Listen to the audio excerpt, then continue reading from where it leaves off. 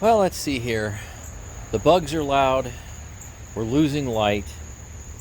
But it's not 100 degrees at the moment.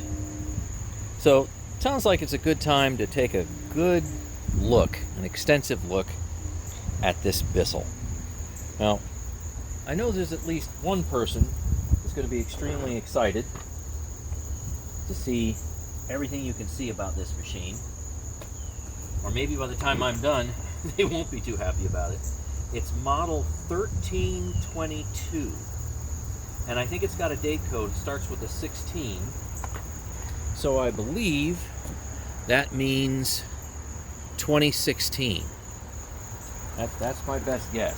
Oh, and if you noticed, I mean, the first thing I notice is, let's see if I can show you this, right there. So normally, I think there would be a cord in there, but it's not in there right now. And you can see, you can hear the racers going by. Oh, yay.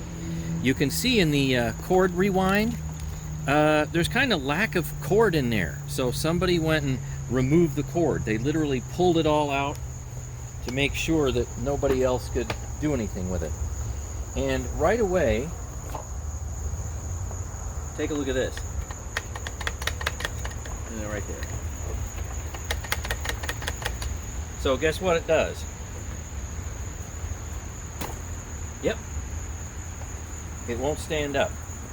So that's kind of another problem. It's missing tools. So what? That doesn't really keep a machine from running, right? And you haven't seen the underneath. It's also missing something. Would go normally right here and would help out with the height adjustment, but that's not there either. So I think I know why this was actually thrown out. There might be more reasons for that, but those are the biggest reasons why I won't be refurbing this. Because let's face it, a 5-year-old Bissell inexpensive vacuum, even though it's, it's purple and I kind of like it and all that stuff and it'd be great to test it, it would cost more than what it's worth to try to refurb it. Something else that's kind of unusual, at least for the Bissells that I've seen, is it's got a power button mounted in the handle. I mean, normally it's back here somewhere, or maybe it's over here or something like that, but it would have been neat to have a Bissell with an actual handle thumb mounted switch. So that would have been cool. I would have appreciated that. Now let's see what we have for dirt.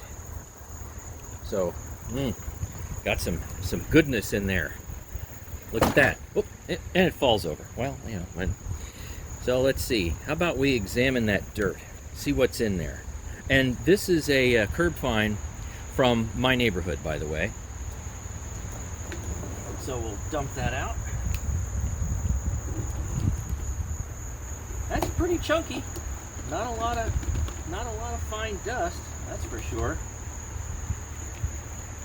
And let's see, I can push this off somehow. Well, you know what? I need to take a look at the filter here underneath. Let's see. How do you normally get that out? Is that, oh, it's just a, oh, all right. Just take the sponge out. I thought there was something else. So, I've seen a lot worse, because let's face it, the normal color is like this, and that's not that bad. I mean, I've seen it where you can peel off like a half an inch of stuff right here, and this isn't as bad as it gets. So we will add that to the pile. And, oh, okay, so you probably get in here and then you twist. I was just twisting the wrong part. The inner cyclonic assembly. Oh, the smell. The smell. Mold, mildew, I don't know, dog, but at least mold and mildew. Let's take a good look at that. But despite how bad this looks, I'm sure it still works, to some degree. Some chunky stuff in there. If you ever wondered, how on earth does VacLab touch dirt like this? I grew up on farms in the 1970s, So I don't have a problem with dirt and stuff much worse than, you know, like say house dust. That doesn't bother me at all. Let's see. What else can we take a look at? How about the hose? Oh, that's cool. So see how loose that is? I bet you something is on its way out there. Is this a twist off or something? Yeah, there we go. Move that out of the way. So let's examine the hose. Can I see through it? Yep. This hose is completely, perfectly clean. Yep. No problems with it at all. No, perfectly fine. So I might actually save this. And look at that. It's not even tremendously stained. So I think I have one part that I might save. What else we got going on here? Let's see. How about I take this apart,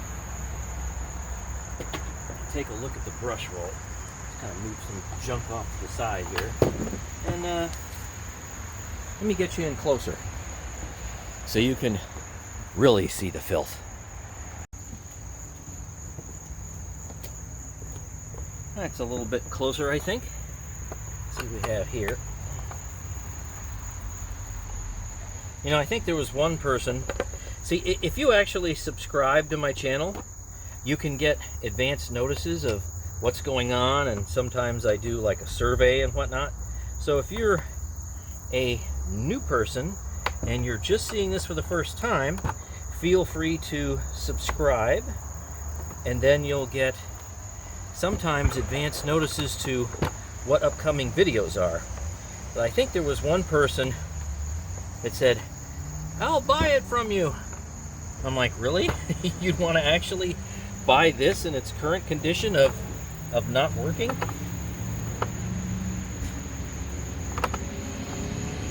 Well, there certainly would be shipping costs involved, I can tell you that. Who would want that? Well, rug plate's in pretty good shape.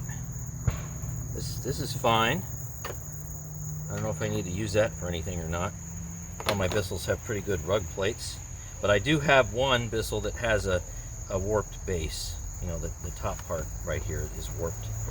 Let's see, belt.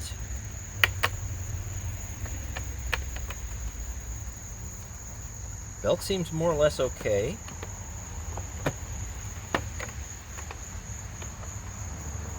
Well, that's as good as the brush roll spins.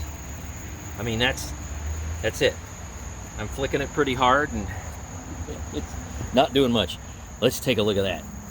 Now, I've seen actually worse than that. And I bet you if I went to the trouble of popping these end caps off, I could either replace the bearings or repack them or whatever. But there is a good look at the accumulation of, you know, mostly hair on this brush roll. Kind of a neat multicolored brush roll, and I bet you if I cleaned it, it would come back to almost brand new, even though it's 5 years old. I cannot tell at this point in time if the bearings are any good because it's so hung up. Not much I can really do with that. Let's see, the belt itself. Well, the axle that it rides on is rusty. Gee, what a surprise.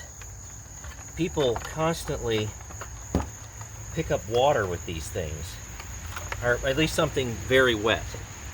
So the belt is looks like it's a factory belt. It's in good shape. It definitely has some wear. I mean, I don't know if it's 5 years old or not, if they've ever changed it, but I bet you it's somewhat functional. I mean, it probably needs to be replaced, but it still is not a reason for this machine to be considered a total failure. Let's see. Yeah, rusty. Right in there. That is rusty in there. Easy to clean off, but just wanted to show you that. And let's see. this bottom fill tube. It's very loose. I wonder, is it just the screw is loose? Oh, okay. All right, so that took care of that. So it wasn't actually broken. The screw had simply come loose. How about that? So, not like we're gonna keep that in there anyway. You know, I can actually reuse some of these screws. The screws are just fine. You know, standard vacuum screws. Not really a big deal. So, let's get the rest of this apart.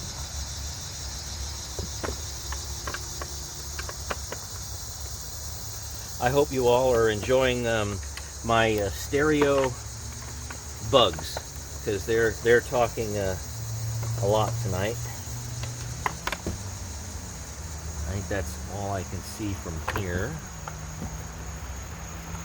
Let's see, does this come off one way or another? I know that comes off. Let's see, what about this? Does that pop out in any way, shape, or form? Not yet. We can take more of that off. Come around the other side. Get out of there.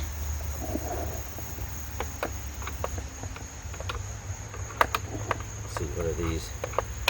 I'm not getting a good bite. Oh, there we go. These look pretty rusty. Oh yeah, these top screws are fairly heavily corroded. You notice that these aren't the ones on the bottom, so it's kind of a common thing that I see.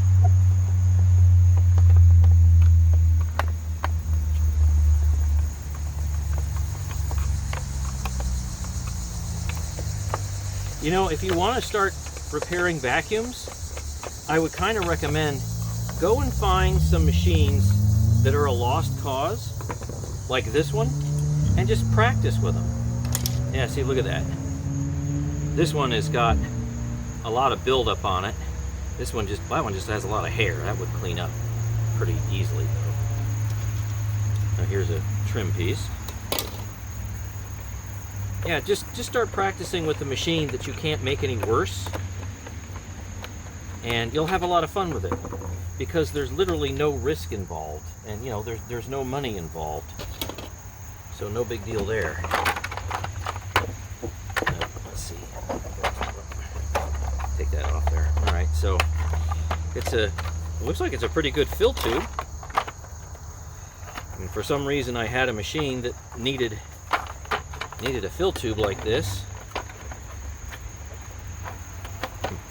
I could certainly use it, because there's not any sign of damage or holes anywhere. So that's in pretty good shape. And this base, except for the handle release, is in great shape. Yeah, and yeah, it literally broke right here. I'll show you what happens. If people are real rough with these machines, because it's just plastic, there's not like a spring in here or anything. See what's supposed to happen, right?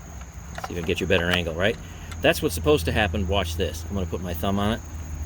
Yeah, so it snapped, literally right in there where my finger is. So it's cracked. Now these can be replaced. They're a pain to replace, but they're not that expensive. It's just like a pressure fit. But like I said, it's a pain to replace. A lot of people don't want to bother with them. All right, let's keep going. You'll have to let me know if you like these teardown videos. Oh, where you would have the suction relief right in here, it was actually plugged. Okay, woo. That's fun. And then, oh, you can see how rusty that is. Yeah, look at that. You know, I bet you the motor works. I personally haven't come across a dead Bissell motor yet, but this is a 10 amp motor. Yeah, so that's a 10 amp motor. I don't have a whole lot of use for 10 amp motors.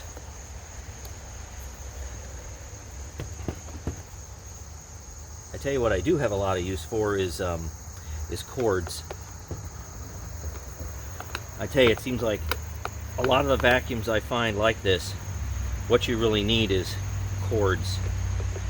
Because they keep cutting them off, or the cord just has a cut in them.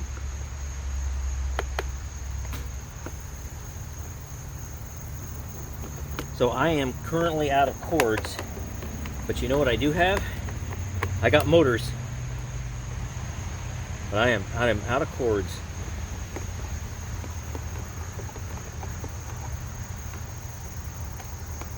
That's about it. Something there.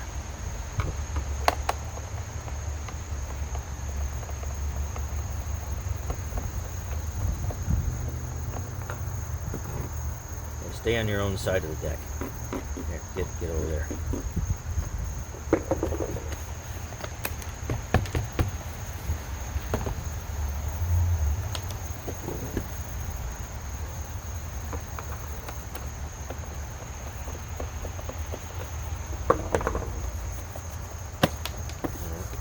It's all out of there. I'm gonna have to take more screws out than that.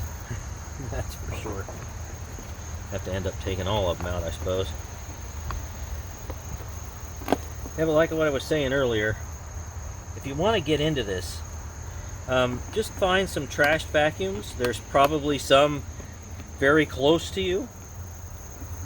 Something that somebody has thrown out that definitely no longer works. And just practice with it. And be as safe as you possibly can. If you're not an electrical engineer or some kind of mechanical engineering expert, and most people aren't, don't do incredibly dangerous stuff, especially when you're just learning.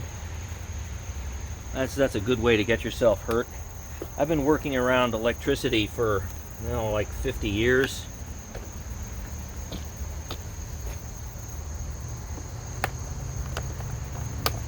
So I'm comfortable with it.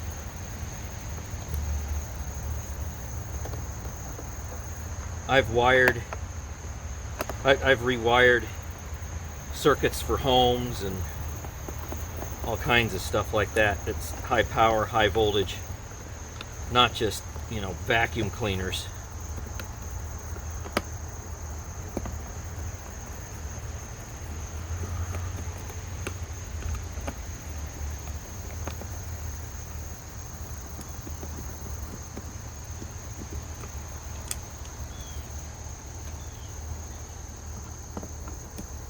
Is that one loose enough? Yeah, pretty much. See, how's that one? So this one has a little thing that rotates here. Lock, unlock. Okie dokie. Here's that piece. Somebody probably needs a piece like this somewhere. Somewhere in the world. Somebody could use some tiny little part, I suppose.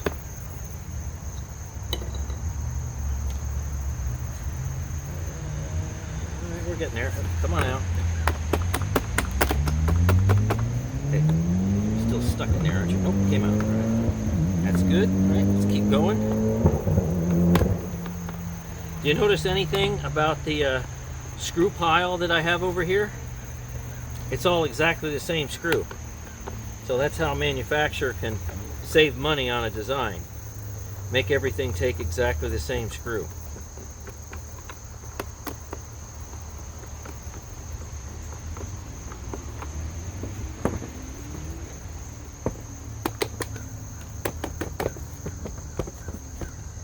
That was not coming out. Come on. Out, out, out, out, out. Alright, I'll play with that a little bit later, I guess. We'll keep going. These are 2 large handle screws, so they're going to be different than the big pile over here.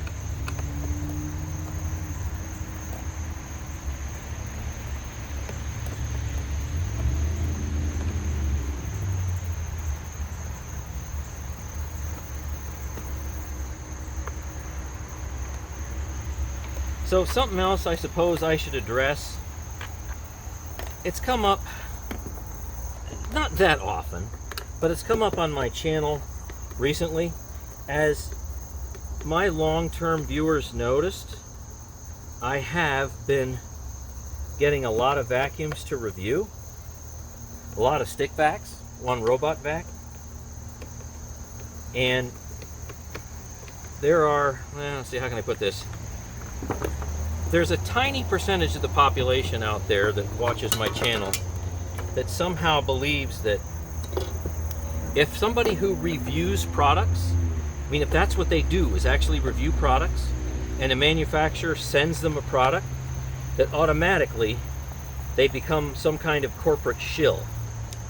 Now, I am sure that there are YouTube channels out there that do that. I guarantee it. I'm not one of them, nor will I ever be one of them. So the name of my channel is Vac Lab, and what I do is test vacuum cleaners. I test them in the same way that I always test them. And it doesn't matter who sends me what product. And I never get paid for the reviews. They simply just send me the product. And that's it. And they say, hey, we'd like you to review this. And go and post a video, right? And then give us a link. And that's the end of it. So they don't try to, guide me through what to do in my review. And if they ever did, then I wouldn't accept the machine. Handle looks like to be in good shape. All right, let's see what we have here now.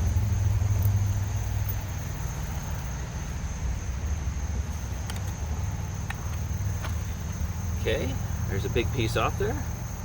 Yeah, the inside's kind of dirty. Gee, what a surprise. That might be somewhat normal, just for the quality of the machine. Okay, so here we have the motor, and I think we just pop that out, and there's just a couple of wires. So you know what we can do? We can test the motor. I have I call it a cheater cord. Other people might have other names for it, but it's something like this. Now look, if you're new dealing with electricity, okay, don't do this. Just watch me on my channel, please, okay? So I've cut off the female end, the socket end, and left the male end alone, and I have two prongs here that I can do various things with. So I will cut these wires and hook it up to the motor, and we will run this just to see what it does. So the motor itself spins very freely. There's some bearing wear. It's not that bad. I'll put this up closer to the camera in a minute. But it says Suzu EUP Electric Limited. Class A, 120 volts, 60 hertz, 10 amps. And the motor looks okay. There's no damage to the commutator or carbon brushes. Everything looks pretty good. All right, here's this little feeder tube right here. Very dirty, nothing wrong with that really. And here's, let's see, this, gotta take this apart. Hey, here's the first screw that's really short. There, you can see the difference. I hope that's in frame. Might not be in frame. Maybe I'll move that back. Hopefully you can see this. So that one's a little bit shorter. Kind of looks like one of those handheld flashlights. But yeah, that's what hooks to, this one side of the motor here. This looks fine. It's not clogged. Nothing is clogged here. So they didn't get rid of it because of any type of clogging whatsoever.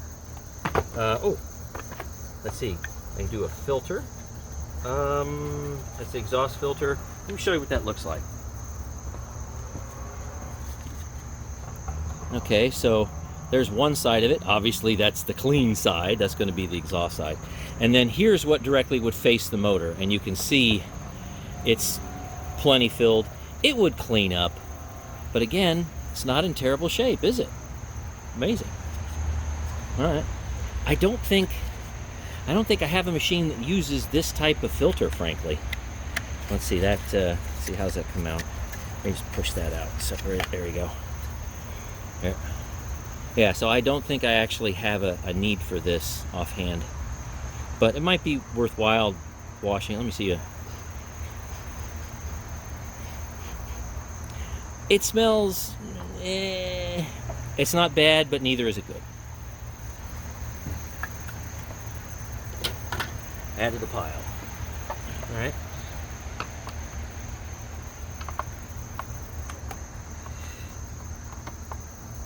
So I wanted to take this apart for a while, but we've had a lot of rain here, and because of, well, this mess, ugh. I mean, this is pretty chunky. I wanted to do this outside. I was not going to go and do this inside. It's just entirely too smelly. Like, you know, forget it. Now that is going to have some screws, I think, back here. Well, at least one. Oh, that looks like a suction relief valve in there, as far as I can tell. Now, let's see. What's a good way to get rid of that? Woo! So, oh, I think that was about it. I was winding what was, you know, left of the spring, so it all wound in. So that's all taken care of. It now has lost its springiness. And I'm back. So I had to take a call from one Thomas Rechtenwald, and he informed me that he picked up a Kirby Avalier 1, you know, the red and black motif, for $30, and it appears to be mostly complete. So it's always nice to be able to have great finds at an inexpensive price. Oh, and there goes the emergency vehicles. Okay, so let's see if we can't get this motor separated. And I've got a couple of things here so I can hook everything up for some temporary testing. Wire cutter and wire strippers. I've had these things for about 40 years. Great stuff. So let's see. I'm gonna cut that, and I'll cut that, and then that one's nice and long. I'm gonna go ahead and cut that. So the motor's free, and now this will pop out pretty easy. Here's a cord winder. Yep, big spring in there, and no cord. I mean, there's, let's see, I can see a tiny little bit. Okay, there's maybe 6 inches of cord left in there, right from here to there. You can't see it. I can barely see it, but it's in there, so that's kind of worthless. Okay, so let's get this thing hooked up. Oh, didn't mean to pull that thing off. There, let's leave that on there. This is where the wire stripper comes in handy. Get her in there, select the gauge, say, I want this much, boop, and there. Nice stripped, clean wire. Never changed the blades in this thing in 40 years either.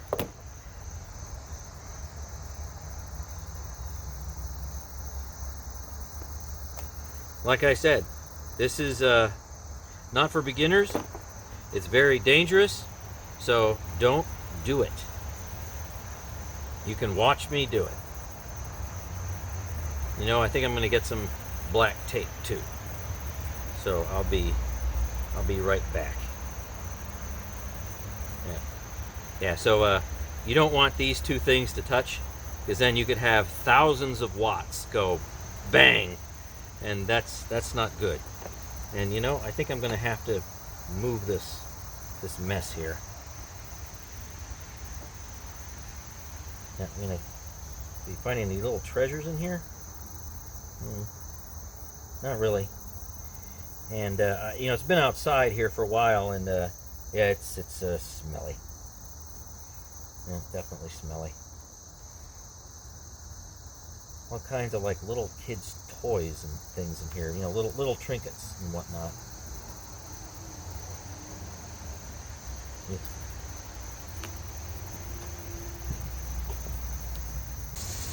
So as I've mentioned several times earlier in the video, this is dangerous, especially for beginners, so do not do it.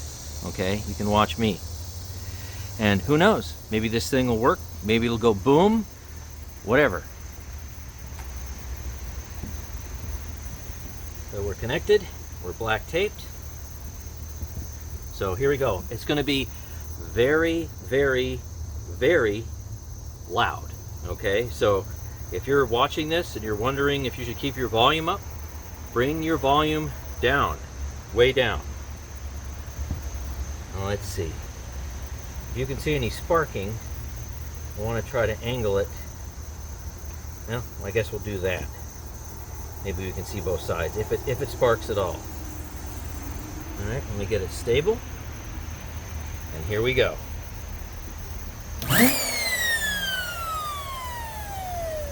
Ooh, I think I smelled something. All right.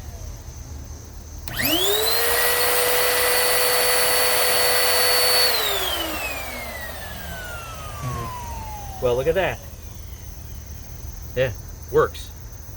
I didn't say it works well, but it works.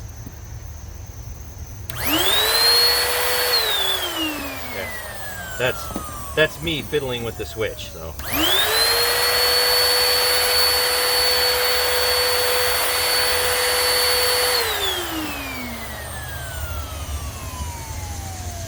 All right, so what can we conclude? Yeah, we don't need that there anymore.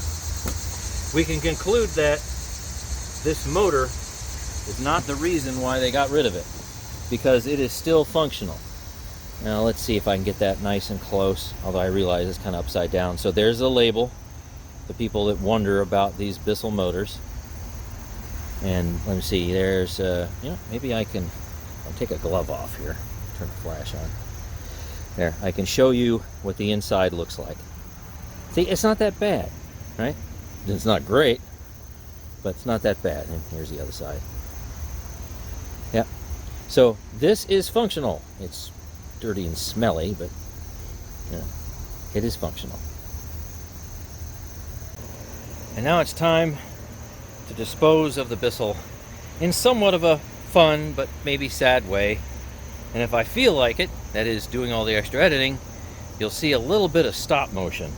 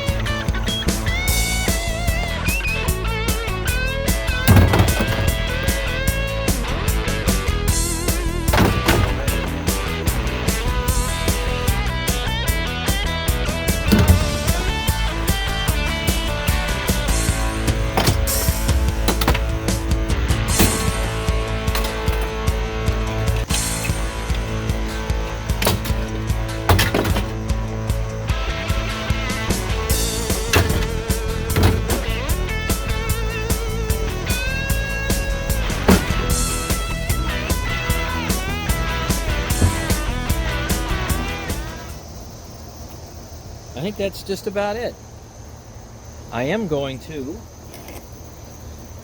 keep the hose because it's in good shape. The final remnants of the Bissell.